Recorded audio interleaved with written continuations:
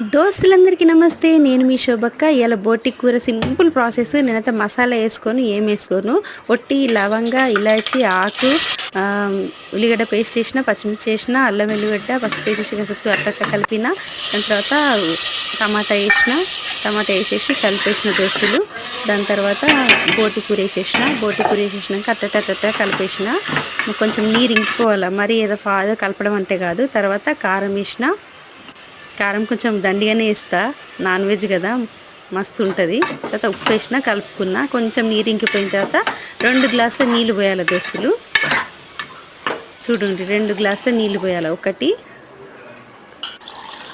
2 ఈ నీళ్ళు తీసుకుపోయి కుక్కర్లో వేసేయాలా. ఇప్పుడు ఏం చేయాలి, కొంచెం సేపు అట్లా కలుపుకొని మూత పెట్టేసుకోవాలా. 5 విజిల్లు రావాలా. మూత పెట్టేసుకున్నా. 5 విజిల్లు వచ్చేస్తాయి. దాని తర్వాత ఇక విజిల్ తీస్తున్న దోస్తులు, ఇక బోటి కూర రెడీ నా స్టైల్లో.